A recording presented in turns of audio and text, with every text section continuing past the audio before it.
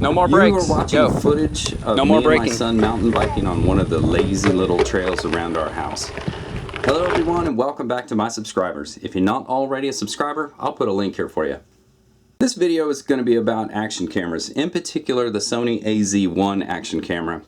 Now if you've stumbled across this video looking for cameras and such, the reason I'm doing this is because I typically post competition shooting videos from the first person perspective, so it gives you that video game look. I'll also do first person hunting videos on my other channel, Texas Native 00. I'll put links to those channels right here in case you're interested. But as I said, this video here is going to talk about mainly the Sony action camera. This is the latest action camera that I picked up, and I found it to be superior among the others, even the Gopro Hero. So as you can see in the video footage of me and my son mountain biking, the image quality is fantastic for this little camera. The image stabilization, the Sony has image stabilization, which none of these other action cameras do as far as I know. I mean, GoPro has just announced their most recent action camera. It may have image stabilization, but I didn't read anything about it. I'll put a link to that here if you're interested or haven't heard about that one yet. But the Sony by far has the best image stabilization out there. As you can see, this camera is mounted on my handlebars and it's just super smooth. No, we're not going that far in. Alright, we're gonna do the same trail that we just did, where the golf course was on the side. This time I've got the camera turned around facing me. So, as I'm saying this, the wind is really kicking up. It's hard to hear. My son's behind me right now. I don't hear him at all. So now we're hitting the trails.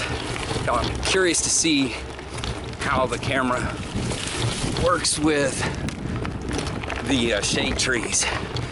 Off and on kind of thing. So we're hitting a single track here. And as you can tell, I'm pretty much out of shape. There's a tree I caught the bar end on a minute ago. Now we're out in the open. Going back in. I'm clipping along at a pretty good pace. Now, I've gone in the past, tried to use my typical HD Handycam, mounted it on the handlebars, and this is what you get. Notice all the vibrations, and it has image stabilization on the camera itself, but it's just not working with its handlebars. Don't look at anything else, just look at the trail. There you go. Just coast. And look at the trail. Don't look at the trees. Don't look at the rocks. Nothing. Look at the trail. The contour does much better mounted to the helmet, as you can see here. It's much more smoother, and you can see that real wide angle lens. It's nice too, but I tell you, there's something about that Sony that I really like as far as the quality. The white balance seems to be good. It does very good transitions from dark to light as we're passing through the trees. Sure. As I get going faster, in the video footage here, you'll see with it mounted to the handlebars, it's just a little too much. It needs to be mounted to your helmet or something to get a little bit more of a smooth transition, because of the quick motions of your handlebars when you're negotiating the trails, it's just too much for the viewer to see. Look at the middle of the path, and you'll miss those trees on either side.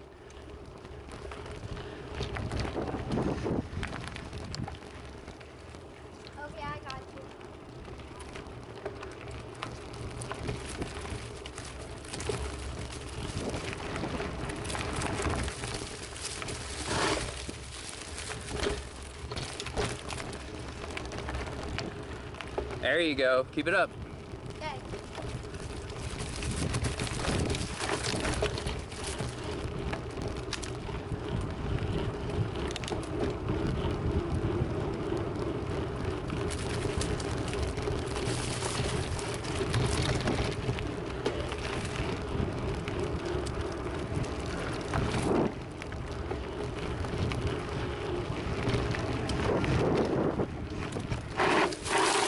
Oh, bar end in the tree.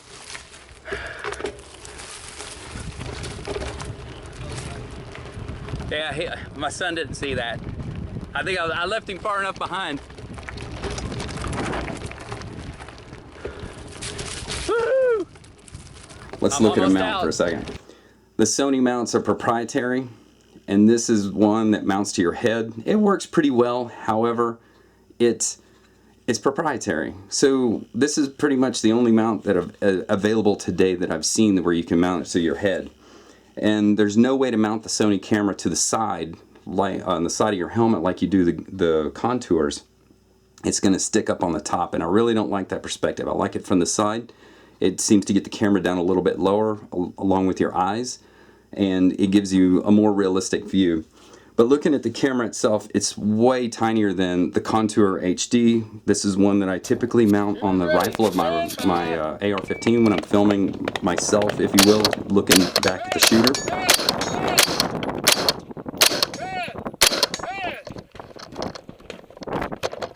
This is the Contour Roam. I use this one on the side of my earmuffs when I'm shooting.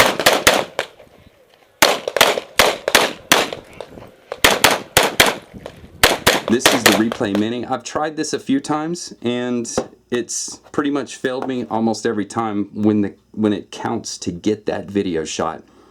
You know, you film all day in hopes of getting that one critical shot, and this sucker fails every time. I did, however, film on my other channel getting a deer using my IPSC pistol with that camera. I'll put a link to that here. The audio on this is atrocious. It's really, really bad. Over here we have the GoPro Hero 4. I've mainly just scuba dived with this, or rather snorkeled, and I just don't like the mounting options for this. Once again, it mounts up too high. It's a weird perspective whenever I look at video footage from the GoPros. Hop on in, baby. Jump.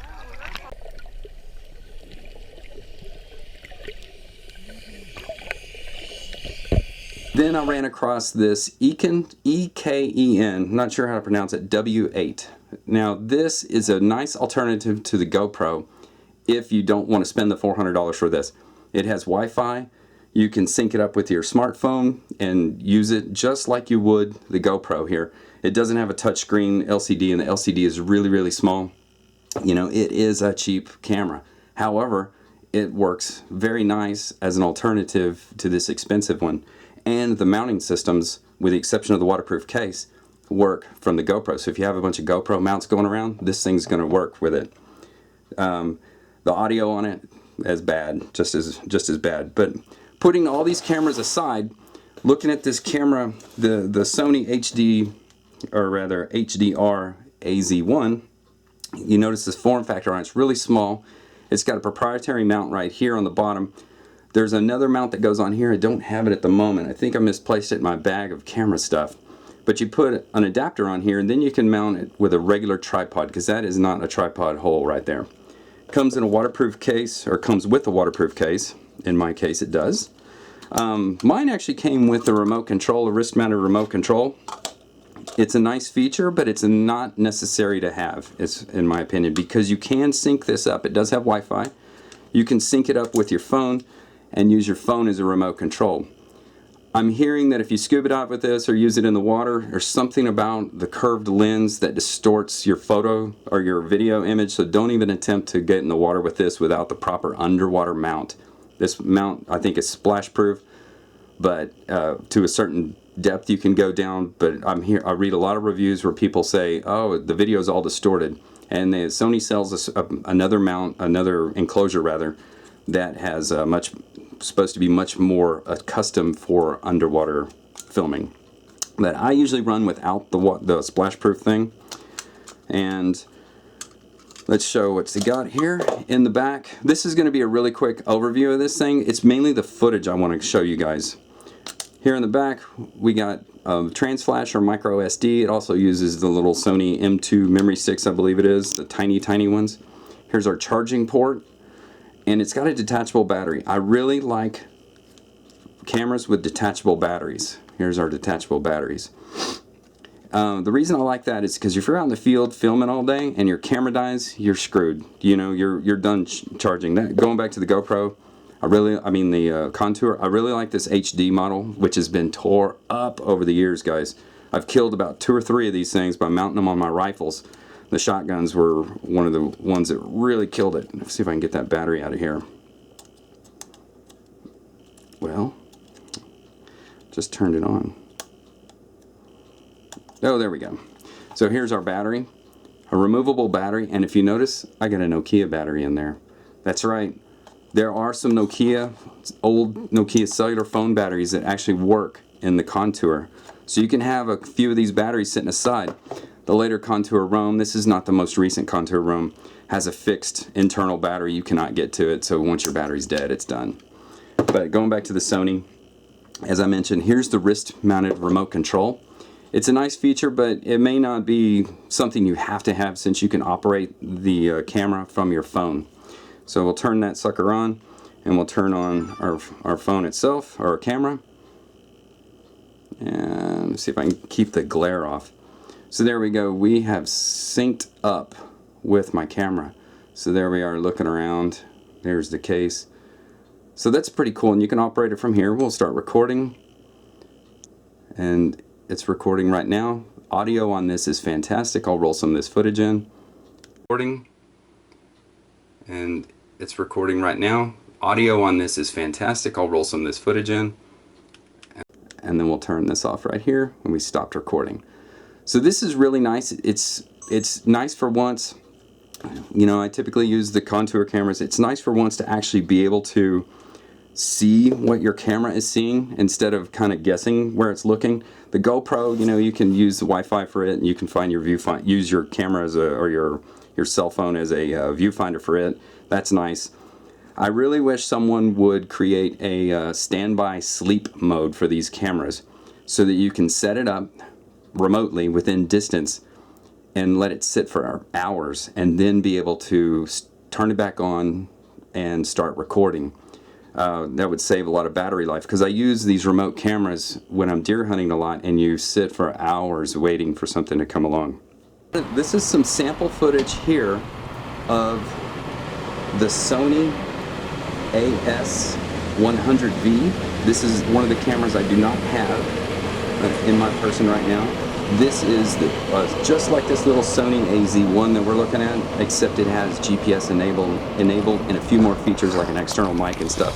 I don't use those things, so I went with the lower version, the lower end version, the AZ1. But this footage you're looking at contains footage of the Sony AZ1, the Sony AS100V, the Replay Mini 1080 Mini, the Contour Roam, and the Contour HD. Okay, so here we are doing a little walk around test. Here we are doing a little walk around test. The sun, the camera's facing towards the sun. Now we're facing away. And I'm walking heel to toe right now, trying to be nice and still. So this is as still as I can hold the cameras. Now I'm going to walk and do a nice heel strike on the ground. Kind of hit the ground, so the cameras are shaking a little bit. I got the wind blowing in my face. The image stabilization, with each step you can definitely tell the difference between the Sonys and the others that don't have image stabilization. In my book, image stabilization is a big plus. So if you're looking for a POV camera to get that shot, you should definitely look at these Sonys, and I'll put links to where you can buy these in the video description below with the search terms and everything. So if you need to get some more details on them, I'll put them down there. Well, as always, thanks for watching, and please don't forget to subscribe, like, and share the video.